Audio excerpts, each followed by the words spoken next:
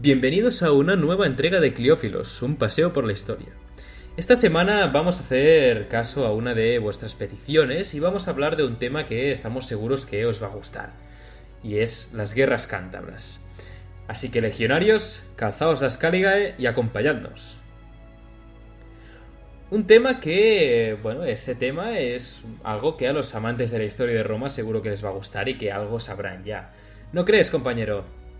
Pues segurísimo, ya que se trata de una de las guerras que más le costó ganar a Roma.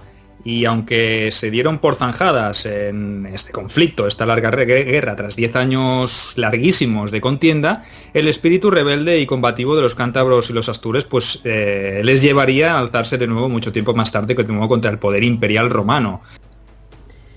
Pues sí, y es que a priori debía ser una guerra de conquista rápida y que no debía de costarles demasiado trabajo a las todopoderosas legiones. Hay que decir también que muy probablemente es por el simple hecho de que Augusto necesitaba una victoria militar que le diese prestigio y pues se fijó en esa zona, aún sin conquistar, y dijo, pues venga, algo rapidito por y para el ellos. palacio otra vez. Pero, aunque, bueno, ya os hemos avanzado de que se complicó más de lo que se esperaba, y esos pueblos de pastores y agricultores de las montañas se mantuvieron,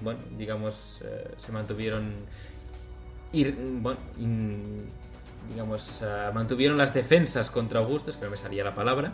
Se mantuvieron Sí, firmes ahí en jaque, ¿no? Le irreductibles, pusieron... ahora sí, no me salía la maldita palabra. Se mantuvieron irreductibles hasta que, digamos, el peso económico, militar y logístico de los romanos, pues al final les venció. Una vez hecha la introducción, vayamos al principio, porque siempre está bien empezar por el principio, si os parece, para comprender un poco el motivo de esta guerra. Y para empezar, solo diremos que en ese momento el régimen político que gobernaba Roma era la República. Tras un ajetreado siglo marcado por las distintas guerras civiles y conflictos políticos, ahora tocaba poner los ojos en los territorios que todavía quedaban para conquistar. Los ambiciosos romanos podían centrarse ya en nuevos objetivos para saciar sus ganas de conquistar. Sí, porque os daremos otro pequeño detalle, otro pequeño dato, si nos permitís, y es que en esos momentos Roma estaba dando sus últimos coletazos a un régimen ya obsoleto y agotado tras tantos años de luchas intestinas, porque ese siglo I a.C., como ha dicho Arnau, pues estuvo cargado de conflictos internos y guerras civiles, desde las de Sila con Mario, Pompeyo con César, Marco Antonio y Octavio luego contra los asesinos de César, luego el propio Antonio con Augusto, quiero decir que, como veis, pues fue un siglo bastante inestable en el cual ese régimen o las bases de ese régimen demostraron ser un poco inestables, ¿no? Sí, Y es que, de hecho, si me permites, como decimos en este canal, y es que el deporte nacional de los romanos es la guerra civil. Eso. Bueno, y como veremos luego a lo largo del imperio, pues también habrá muchos intentos de golpe de estado, muchos alzamientos, muchos emperadores que caerán bajo el yugo de otros candidatos. Quiero decir que esto sí que es un mal endémico, ¿no? Imagínate si Roma se hubiese centrado en conquistar en el exterior y hubiese estado cohesionada internamente, ¿no? La maquinaria de guerra que se hubiese constituido y hasta dónde podrían haber llegado, ¿no? Pero bueno, como siempre decimos, el gran enemigo a veces lo tienes en casa, ¿no? Y eso los romanos pues no lo tenían pues como cualquier otro, ¿no? Y es que, volviendo al tema de esa tardorrepública o esa república agonizante, ¿no? Podríamos decir que en muy poco tiempo Augusto se acabaría convirtiendo en el primer emperador de la historia de Roma. Y la pregunta que nos hacemos aquí llegados a este punto es ¿por qué se inició esta guerra? Antes Arnau ya os ha dado una pista, ¿no? Pues para responder a esta pregunta que nos autoformulamos deberemos viajar un poco más atrás en el tiempo. Para ello regresaremos a esa Roma que estaba a punto de sufrir una importante transformación. Y es que de la mano de Octavio, el que sería posteriormente Augusto, que había sido proclamado ya hacía tiempo heredero y vengador de su tío abuelo Julio César, se iba a constituir un nuevo modelo de gobierno basado en la premisa de que todo el poder iba a estar concentrado en manos de una sola persona, en este caso, y para su fortuna en las suyas. Pues sí, y eso ya era un hecho diferencial respecto a lo que los romanos estaban acostumbrados a tener. Ya debéis saber que los romanos no veían con buenos ojos los reyes, literalmente la palabra y el título de rey. porque les recordaba demasiado a los que gobernaron antes de que se alzasen para proclamar la República. Obviamente un régimen adaptado a sus tiempos y no con las mismas bases ni, digamos, connotaciones que tiene la palabra hoy en día. Así que Octavio, más bien dicho ya Augusto, tomó el mando de las operaciones en el año 26 a.C., pese que la guerra ya llevaba activa desde el 29. Las cosas no habían salido tan bien como se esperaban, como esperaba, digamos, el primer hombre de Roma, el primus inter pares, y es que tras algún que otro éxito y algún que otro fracaso, la situación estaba estancada y decidió él mismo encabezar a sus legiones en la guerra. Pero volviendo al tema de la motivación de la guerra, de qué había impulsado a Augusto a emprender esta guerra, podríamos decir que respondía a dos finalidades, ¿no? La primera era obviamente la propagandística que ha dicho antes Arnau y que buscaba limpiar la imagen tras tantos años de guerras internas, ¿no? Una guerra contra un enemigo exterior era lo más idóneo y los pobres cántabros y astures pues fueron los elegidos para ello. Además, el propio Augusto buscaba algo de fama y prestigio militar personal, porque realmente nunca destacó por ser un gran estratega ni un gran militar. Sabemos que se rodeó de gente, de buenos oficiales que hicieron eso por él, como podía ser su gran amigo Marco Vipsanio Agripa, y a él pues decidió pues emprender esta campaña militar, encabezarla personalmente, pues para labrarse algo de fama personal a nivel militar, que era la única faceta quizá que en la que cojeaba un poquito, ¿no? Sabemos que otras opciones no le faltaron, ya que existían aún más territorios por conquistar. Quiero decir que no os penséis que Hispania fue el primer objetivo, ni que fue el único objetivo que pasó por la cabeza de Augusto. Sabemos que una u otra de las opciones que barajó fue la de intentar la conquista de Britania. De hecho, sabemos que se desplazó hacia el norte de la Galia para dar el salto a la isla, aunque algo le hizo cambiar de opinión. Tal vez vio alguna cosa extraña en la isla o en la propia empresa que no lo acabó de convencer. Sí, y el segundo de los objetivos estaba claro, y es el económico. Y es que la zona de la cordillera cantábrica era una zona muy rica metalúrgicamente hablando, y eso a los romanos no se les escapaba, lo sabían todo en ese sentido. Y claro, era un caramelito muy goloso para ellos, estando en una península ibérica que estaba prácticamente conquistada. Pero entrando ya en la guerra, os hemos avanzado que se inició ya en el año 29 a.C., aprovechando la tesitura de que los cántabres y los astures se habían sublevado contra Roma. O más bien dicho, porque aquí siempre es abono para los matices, los casus belli, porque habían atacado una tribu vecina, los Bacceos, que para más Inri eran aliados de Roma. Y ya sabemos que los romanos, para buscar excusas para la guerra, eran digamos expertos. Sí, el mínimo motivo, aunque fuera inventado, pues ya. Oye, me has mirado mal, ¿no? Me has mirado mal, toma guerra. Sí, eso mismo. Bueno, así que con ese casus belli los romanos pues ya tenían la excusa para entrar en guerra, ¿no? Augusto envió a uno de sus legados de nombre Estatilio Tauro, que fue el primero en enfrentarse a los cántabros allá por el año 29, ¿no? En el año siguiente pues sucedió algo similar, ya que la situación estaba lejos de ser controlada, o sea que no iba a ser tan fácil como en un principio se pensaban, ¿no? En aquella ocasión fueron otros dos generales, Calvisio Sabino y Sexto Apuleyo, los que se enfrentaron a los belicosos pueblos de las montañas. Y pese a que llegaron a celebrar sendos triunfos en Roma, el asunto estaba lejos de estar zanjado, ¿no? Fue entonces cuando en ese año 26, quizá a finales del 27, principios del 26, nuestro modesto Princeps optó por encabezar él mismo una campaña de sometimiento de esas tribus y se lanzó a la aventura de conquista, ¿no? Abrió, como mandaban las tradiciones y las costumbres, las puertas del templo de Jano, lo que era una señal de que el Estado romano entraba en guerra, y se fue hacia la península ibérica, hacia España. Pues sí, apenas les había dado tiempo de barrer un poco el templo de Jano por dentro, que ya lo estaban abriendo otra vez. Pero en fin, para él era importante finalizar lo antes posible una guerra que se estaba alargando demasiado y que mantenía ocupadas a muchas legiones. Además, en su mente ya tenía claro cuál iba a ser el siguiente paso: Germania. Ya empezamos a ver los fantasmas de las legiones. Sí. Si lo hubiese sabido lo que le esperaba allí, ¿verdad? Sí. Pues bien, para lanzarse a la conquista de estos territorios, Augusto precisaba tener bajo control los puertos de la zona del Cantábrico. porque eso le permitiría tener cubierta y asegurada la logística de las tropas que se tendrían que encargar de la nueva empresa. Para llevar a cabo la campaña reunió un numeroso contingente legionario que dividió en 2 ejércitos, dirigido cada uno por un legado. El primero de los ejércitos se le entregó a Publio Carisio y el segundo a Antiscio Veto. La función de ambos era impedir que los cántabros y astures colaborasen en sus acciones contra las tropas romanas. Bueno, llegados a este punto sabemos que las fuentes antiguas nos hablan de que los cántabros o que de los cántabros se ocuparían las legiones primera y segunda Augusta, la cuarta macedónica y la novena hispana, mientras que del frente de los astures, el que estaba bajo el mando de Carisio, se ocuparían la quinta Laudae, la sexta Victrix, la décima Gémina y es posible que también participase la 20 Valeria Victrix. Bueno, este segundo frente, ya os he avanzado, este que os he comentado, este último, lo dirigiría el legado Carisio, y el primero, el de las primeras legiones, pues en teoría es el que se cedió a Antiscio Veto. Pero ya os hemos dicho que Augusto estaba allí por algo, ¿no? Que no se había desplazado a Hispania para ver las operaciones desde fuera, ¿no? Sino que quería ser parte activa. Por eso él fue el que se encargó de dirigir el frente cántabro y entonces pues Veto pasó a ser pues su segundo o quedó relegado a una segunda posición.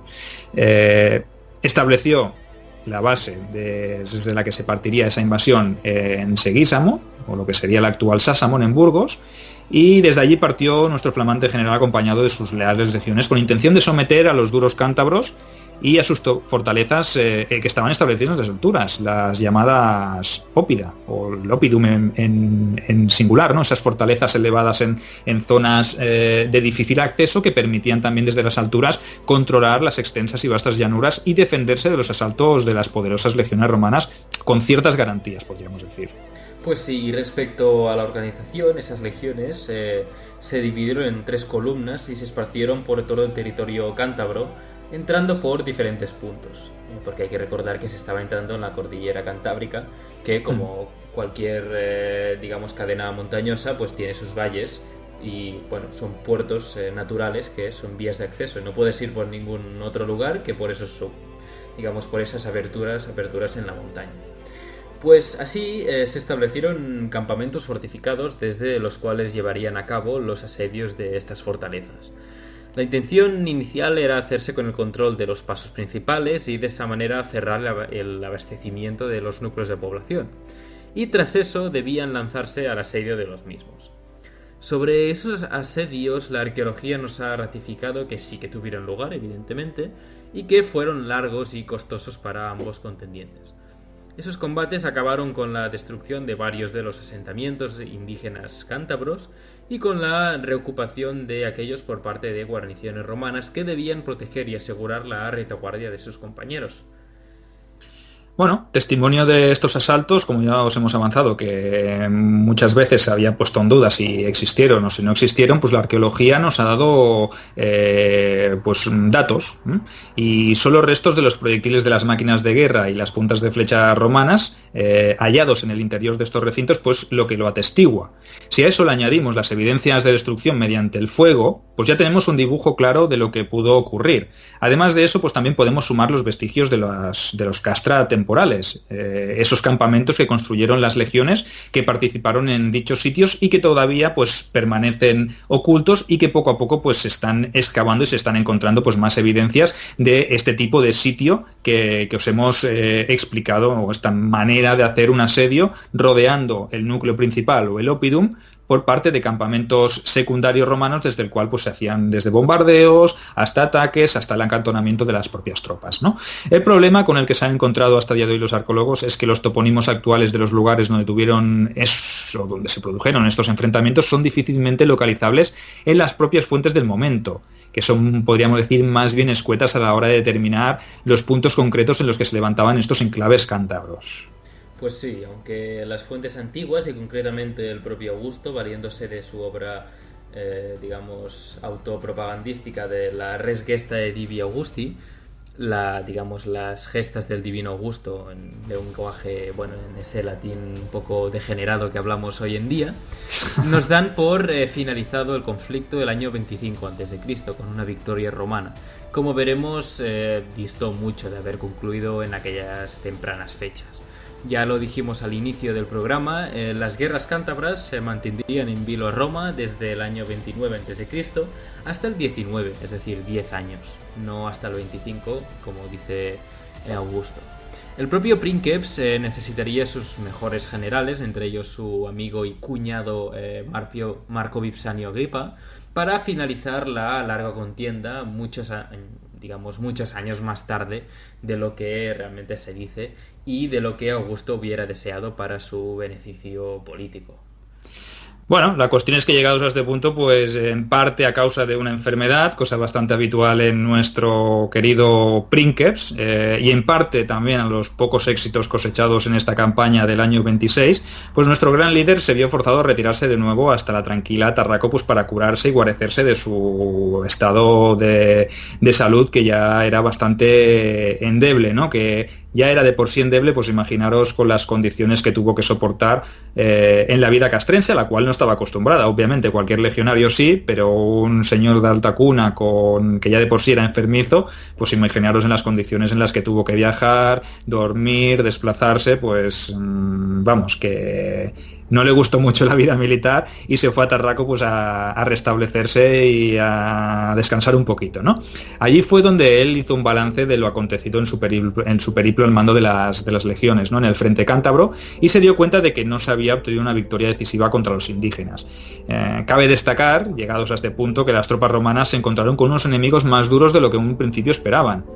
Y esos agricultores y pastores armados con palos y que combatían en pequeños grupos de guerrilleros, pues no eran tal, sino que parece ser que fueron capaces de organizarse para plantarle cara en cualquier momento a un ejército o a las todopoderosas legiones romanas. Y cuando hablamos de guerrilleros, tal y como la tradición nacional se ha encargado de ensalzar a todos los niveles y en todos los periodos de ocupación, debemos decir que los cántabros y astures fueron capaces de combatir en campo abierto. Y es que esa idea romántica de guerrilleros que van desde Viriato hasta las épocas de las guerras napoleónicas, con Curro Jiménez, y etcétera, etcétera, pues dista un poco de la realidad, ¿no? Y los estudios más recientes pues nos han demostrado que esas tribus autóctonas, estos indígenas del noroeste peninsular, fueron capaces de luchar en campo abierto y de organizarse a gran escala en varias ocasiones contra las legiones romanas, y les infligieron en algunas ocasiones daños terribles, ¿no?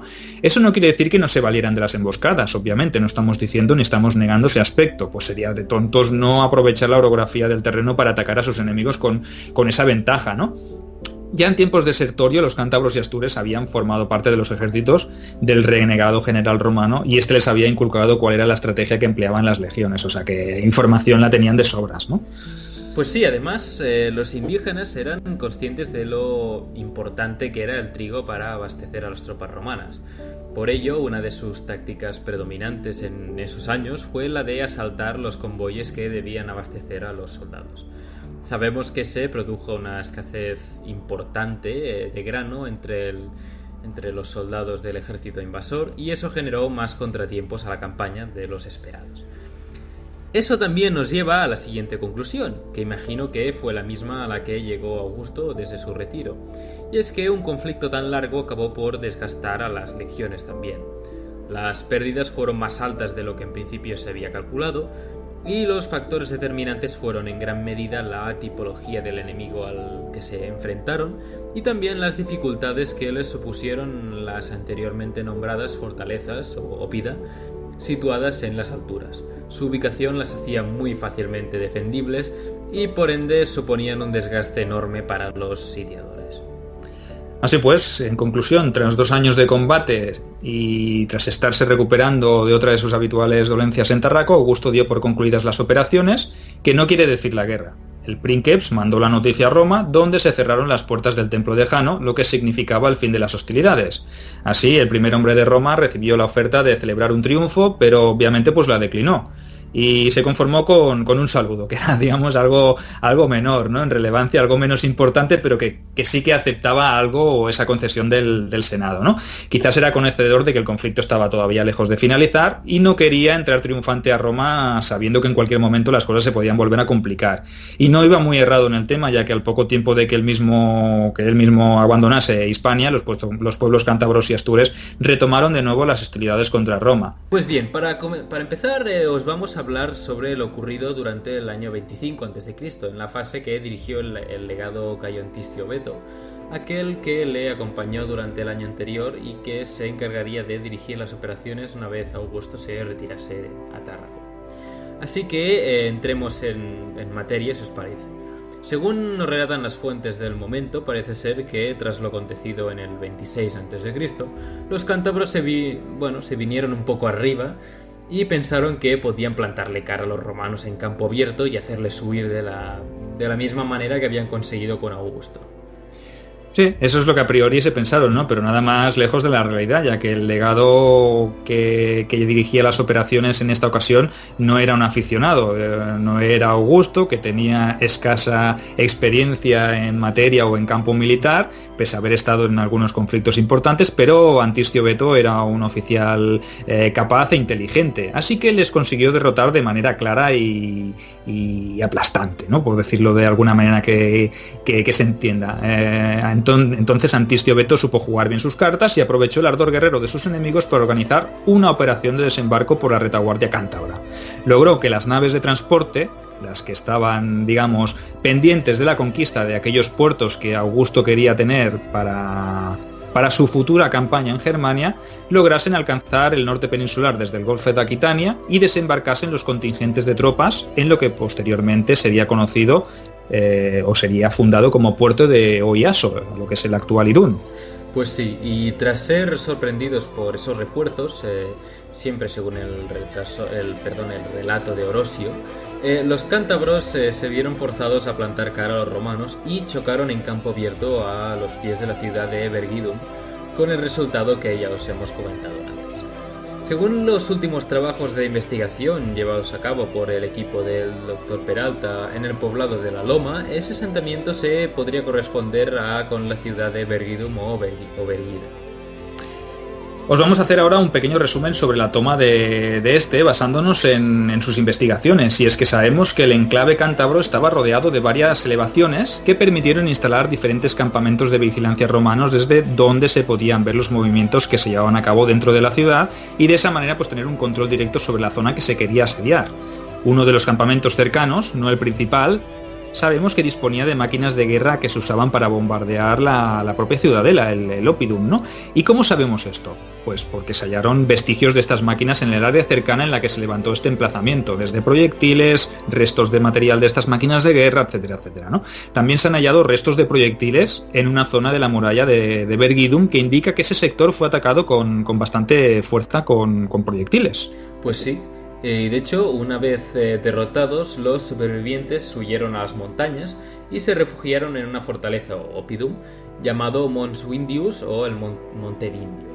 Esa ciudadela estaba en una posición de difícil acceso y por ello se creyeron seguros ante un asalto romano. No aprenden, esto es sí, es verdad. Pero como siempre os decimos, Roma era muy diferente al resto de potencias de las que os hemos hablado. Por ello, según su opinión, no existían los límites y si los encontraban, se las ingeniaban para superarlos. Aunque en este caso el Monte Vindio no fue necesario arriesgar la vida de los legionarios, sino que los propios cántabros, digamos que se encerraron en una trampa mortal. Al estar tan aislados, sucumbieron al asedio que organizó Antistio Veto y perecieron la mayoría de sed y hambre al no disponer de recursos y provisiones. En su progresión en suelo cántabro, Veto no se detuvo, sino que tomó y arrasó otro núcleo importante, que sería el de Arachelium, dejando a los cántabros tocados. Bueno, pues así Augusto desde su retiro de Tarraco pues recibió las noticias del éxito obtenido en esta campaña del 25-24 a.C., ¿no? Con la victoria en su bolsillo quizás creyó que ya todo estaba finalizado, aunque el tiempo serviría para demostrarle que eso no era así, ¿no? En cualquier caso impuso unas duras condiciones a los vencidos, a los cántabros, a los que obligó a abandonar sus fortificaciones de las montañas e instalarse en las llanuras. Obviamente no les iba a dejar quedarse en esas fortificaciones pues para que volviesen a usarlas como defensas, ¿no? Augusto no era conocedor de Augusto sí que era conocedor de la belicosidad de estos pueblos y fue más severo aún, quedándose con numerosos rehenes, incluso llegando a vender a muchos como esclavos, a estos prisioneros que había hecho en esta parte o en esta campaña de las guerras, ¿no? Tras esa victoria, como ya hemos dicho, momentánea, aunque los romanos creyeron que era definitiva en cualquier caso, el Princeps optó por licenciar a un nutrido contingente de las tropas que había utilizado en esos años de guerra, ¿no? Y se fundó incluso en ese momento uno de los núcleos de población más importantes de Hispania, la Mérida Augusta. Pues sí, respirando tras lo acontecido en el 26, Augusto digamos que volvió a Roma con los deberes hechos, o eso creía, y dio por terminada la guerra. Como ya comentamos en la primera entrega, fue en ese instante cuando decidió que se cerrasen las puertas del templo de Jano y rechazó la celebración del triunfo que el Senado le concedió. Y es que no fue él el que venció a los cántabros, sino que el éxito lo obtuvo el legado Antisio Beto durante el relevo que él le hizo a él. Y ya que hablamos sobre los cántabros y su belicosidad, nos parece de justicia hablaros un poco sobre ellos. Siempre hablamos de los romanos, pero creo que ahora toca que os demos, aunque sean 4 pinceladas sobre estos pueblos que tantos dolores de cabeza les dieron a los romanos. Pues sí, es de justicia, Arnau, porque pienso que son parte importante en este conflicto de las guerras cántabras. Obviamente no habría guerra si no estuvieran ellos, entonces pienso que es justo también hablar de los enemigos de Roma que tanto aguantaron, resistieron y tanto, como veremos a posteriori, tantas veces se alzaron y se realzaron de las cenizas, ¿no? Como el ave fénix. Y es que Estrabón, ya en su momento, el famoso geógrafo, ya dijo de ellos que eran de carácter guerrero y belicoso. Una de las características de estos pueblos, digamos que era su capacidad para crear espacios de agricultura adaptados a un entorno montañoso bastante hostil. Ya hemos dicho que estaban ubicados en la cordillera cantábrica y allí pues hacer grandes extensiones agrícolas pues era bastante complicado. Entonces supieron adaptarse un poco a la hostilidad del terreno que les rodeaba, ¿no? Obviamente no podían vivir de ello únicamente y por ello dependían también de un modelo de ganadería extensiva que estaba basada en la transhumancia vertical. Como buenos celtas que eran, porque tenían sus raíces celtas, se constituyeron socialmente de manera jerárquica, emergiendo, diríamos, una especie de élites o aristocracias guerreras que denotaban un cierto orden social, político y económico. Pues sí, y el hecho de que se constituyeran en poblaciones fortificadas, el Oppidum, denota que había una importancia a las estructuras militares. Se sabe que el uso de armas era importante, incluso cotidiano, y el combate a caballo era un elemento de estatus social. Pero, si os parece, pasemos a tocar el tema de la guerra, ya que es sobre lo que trata en líneas generales el programa de hoy y la parte anterior. Y es que, a diferencia de lo que podéis creer, los cántabros y también los astures ya conocían a los romanos y su manera de combatir. De hecho, ya se habían enfrentado a ellos tiempo atrás, en el marco de las guerras celtibéricas, aquellas en las que se produjo el famoso episodio del asedio de Numancia. Sí, sabemos que un ejército numeroso de cántabros y astures pues acudió en ayuda de los habitantes de Numancia en su día, ¿no? Pero además debéis saber que los mercenarios cántabros y astures también fueron muy bien valorados por los propios romanos e incluso en tiempos de Sertorio él fue uno de los que más los usó entre sus filas durante la rebelión contra la República Romana, ¿no? El propio Pompeyo, uno de los represores de esta rebelión por parte de Sertorio, del cual también ya os podíamos avanzar que hablaremos en su momento, pero me parece que también fue una de las peticiones, ¿no, Arnau, que teníamos, Sertorio? Sí. Pues yo pienso que también, ya que sacamos el tema aquí, pues nos lanzamos un autorreto y ya os avanzamos que a lo largo de esta segunda temporada pues también intentaremos dedicarle un poco o algo, no diría, más de un programa, porque sí, la historia de Sertorio da para uno o dos y tres. Y más, podríamos hacer es un tema muy interesante, la verdad. Por eso, pues como decíamos, el propio Pompeyo, que fue el encargado de reprimir esta revuelta de Sertorio, usó también a los auxiliares cántabros y astures en sus guerras contra César. Creo, si no recuerdo más, que en la batalla de Ilerda utilizó la caballería auxiliar cántabra entre sus tropas. O sea que, como vemos, el uso de estos pueblos celtibéricos del noroeste peninsular, de estos cántabros y astures, pues era bastante común entre los contingentes o entre las legiones romanas, ¿no? De ahí que la habitual manera de enfocar las guerras cántabras como guerra de guerrillas, pues ya lo dijimos me parece en el programa anterior, diste un poco o bastante de la realidad. Estos pueblos podemos afirmar con certeza que conocían lo suficiente a los romanos como para saber de qué manera tenían que enfrentarse a ellos. Y tenían los recursos y capacidades suficientes mediante organización, jerarquización, el militarismo que hemos comentado antes, como para reunir ejércitos tan numerosos como para plantarles cara en campo abierto. Pues sí, eso ya nos da algún dato de cómo de capaces eran de reunir tropas en igual o superior número a las legiones de sus enemigos. Eran ejércitos profesionales que se entrenaban para la guerra y no unos simples pastores y agricultores, como se ha tratado de ver, o al menos de hacer ver, que realmente se reunieron para hacer frente a un invasor. El propio Estrabón ya nos hablaba de que estaban organizados en unidades de caballería, en infantería ligera y pesada, y que los que dirigían las tropas eran líderes capacitados y realmente versados en el arte de la guerra, porque hay que recordar que, si bien se unieron para hacer frente al invasor, eran también en eso eran similares a los romanos, y cuando no estaban peleando contra el invasor se estaban peleando entre ellos. Así que realmente había una tradición militar muy importante. Bueno, volviendo ahora que hemos dado pues estas 4 pinceladas sobre la organización de la sociedad cántabro y astur, más o menos para que os podáis hacer una idea de cómo estaba estructurada y si eran o no capaces de plantar cara a Roma, volvamos un poquito al relato de las guerras en sí, ¿no? Ya os hemos dicho que el 25 había concluido, el 25-24 había concluido esta campaña de Antistio Veto, que Augusto había vuelto a Roma y se habían cerrado las puertas del templo de Jano, y que ellos, o para ellos, parecía que la guerra había finalizado. Pero ya os hemos dicho antes, los cántabros y sus vecinos astures no estaban derrotados del todo. Así que no tardaron demasiado en revolverse de nuevo contra Roma. Y en el año 24 a.C., un contingente bastante numeroso emboscó a las tropas romanas tras prometerles que les entregarían los tributos acordados tras la capitulación que habían firmado con el Princeps, ¿no?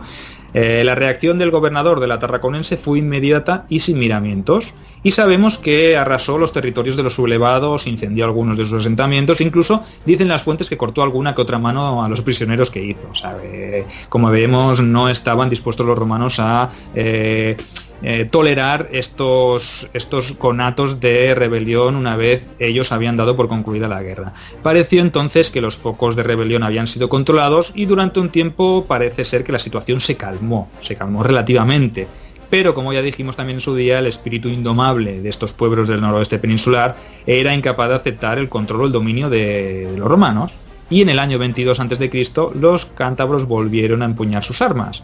En esa ocasión fue el gobernador Cayo Furnio el encargado de hacerse cargo del asunto, ¿no es así, Arnau? Sí. Y es que quedaba claro que los indígenas no iban a someterse tan fácilmente al dominio de sus nuevos señores. Uno de los episodios más duros de este momento fue el que ocurrió en el Mons Medulios o en Monte Medulio. Como veis, la toponimia nos vuelve a dejar patente que se trataba de un oppidum elevado. En esa ocasión, los rebeldes, al verse asediados por un enorme ejército romano, optaron por incendiar las propias murallas de la ciudad y suicidarse, arrojándose al fuego o incluso ingiriendo veneno obtenido del tejo. Parece ser que los romanos rodearon el oppidum con un foso de más de 23 kilómetros y asediaron la ciudad con el resultado que ya os hemos relatado. O sea que, como veis, no desistían pese a que tampoco aprendían de cómo ponerse o cómo sobreponerse a estos asedios por parte de los romanos, ¿no? Aquella parecía que debía ser la última resistencia de los cántabros, o al menos eso pensaba Augusto, porque como ya os hemos dicho antes, en la primera entrega, en esta segunda, el conflicto duraría 10 años, y estábamos, os hemos dicho, en el año 22 a.C., entonces que si hacemos cálculos, nos quedan todavía 3 años hasta ese 19. Pues vayamos a ese año en el que tuvo lugar el último alzamiento de los cántabros, el último, digamos, oficial, porque sabremos que más adelante, incluso en tiempos de Nerón, hubo una revuelta por parte de los cántabros. Imaginaos cómo se prolongó en el tiempo esta resistencia tenaz de los cántabros a ser sometidos, ¿no? A ser romanizados. Podríamos afirmar que en ese instante fue, o ese último conato del año 19 fue una rebelión al más puro estilo espartaco, y es que lo protagonizaron los esclavos cántabros que habían sido vendidos a sus señores romanos, y es que estos mismos se alzaron contra sus dueños, los mataron y regresaron a sus tierras de origen. Pues sí, a esta rebelión se sumaron muchos otros que estaban en tierras cántabras y para no ser menos optaron por la misma estrategia, es decir, la de fortificar su sópida y guarnecerse en ellos. ¿Pensaron acaso, es una pregunta que me hago, ¿no? ¿Pensaron acaso que en aquella ocasión les iba a salir mejor? Porque al final, ¿no? Repetir tantas veces un error no es mejorarlo. La cuestión fue que se lanzaron al ataque contra algunas de las guarniciones romanas de la zona, obteniendo pues algunos éxitos. Ante esos ataques, Augusto, imaginamos que ya un poco desquiciado por tener que enfrentarse de nuevo a los que ya creía más que derrotados, envió a su yerno y amigo Marco Vipsanio Agripa para que acabase con ellos de una vez por todas. Pero Agripa no lo tuvo fácil, ya que las tropas acantonadas en la zona estaban ya bastante cansadas de un conflicto que se estaba eternizando, y en cierto modo estaban cansados de luchar contra unos enemigos que no desistían en su incesante lucha contra Roma. Así pues, según los datos de la misma Res Gesta Divi Augusti, como hemos dicho antes, ¿no? Esa fuente propagandística de Augusto, pues esa última campaña fue más dura que las anteriores según los relatos, ¿no? Que se recogen en esta y en otros escritores o en otros autores del momento o posteriores, ¿no? Y es que en aquella ocasión tal vez los cántabros estaban bien instruidos en el conocimiento de las tácticas de guerra de sus enemigos y algo habían mejorado. Sabemos que los romanos sufrieron algunos reveses bastante duros, como por ejemplo la derrota de la Legio Prima Augusta, a la cual el propio Agripa privó del derecho de usar el distintivo de Augusta. O sea, imaginaros, ¿no? Había huido del combate y por tanto pues fue privada de ese derecho que imaginaos para un legionario perteneciente a esa legión pues era una deshonra total. Ya hablamos en su día sobre los castigos y la disciplina en las legiones romanas, pues imaginaros, quizá cayó alguna de Quimatio por allí, ¿no? ¿Es probable o qué, Arnau? ¿Tú qué crees? Podría ser, aunque en ese momento de baja moral y casi rebelión entre los legionarios, no sé si hubiera sido lo más acertado. Bueno, sabemos que Agripa era un militar de carrera y era un tío contundente, ya lo ha demostrado aquí, y que no venía con ganas de suavizar el conflicto y nada, sino que él venía para finalizar de una vez por todas este largo conflicto que, como veis, ya lleva más de 10 años, quiero decir que era un conflicto muy, muy largo, ¿no? Entonces, fruto de la dureza usada por los cántabros, pues Agripa se vio forzado a usar métodos también igual de severos con sus enemigos.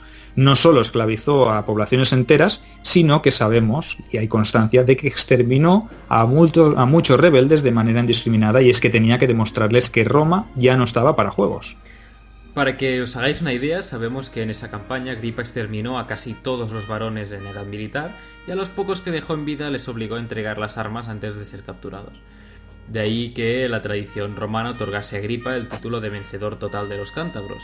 Se le ofreció el triunfo, pero no lo aceptó, ya que, siendo servidor de Augusto, si lo celebraba, claro, reconocía estar por encima de él y del primer hombre de Roma, que estaba cerca de convertirse en emperador. Bueno, sería entonces el embrión, ¿no? de lo que sería a posteriori los triunfos, ¿no? A partir de ese momento, cuando se concedían los triunfos a los generales, ya no eran para ellos, sino que ellos combatían en nombre de sus emperadores, y estos serían los que recibirían tales honores, ¿no? Agripa iba a sentar quizá un precedente en los militares romanos que debían sucederle. Pese a esa última victoria, las fuentes nos hablan de que en el año 16 a.C., o sea, 3 años después de la finalización de ese conflicto, de nuevo los cántabros se sublevaron, aunque al ser muy pocos, podríamos culpar aquí en parte a las acciones letales emprendidas por Agripa, fueron rápidamente subyugados por los romanos.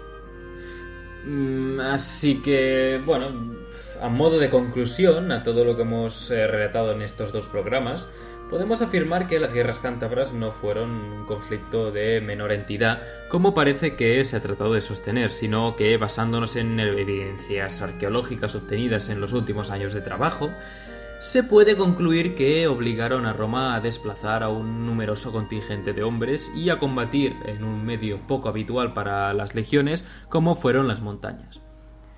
Pero bueno, esperamos que os haya parecido interesante lo que hemos relatado y os informamos que estamos trabajando en otras de las sugerencias que nos habéis hecho llegar. Como siempre, os invitamos a que dejéis comentarios y sugerencias a través de nuestros canales habituales, que nos contactéis a través de las redes sociales y muchísimo más, que os suscribáis. Y nos vemos en la próxima entrega de Cliófilos, un paseo por la historia.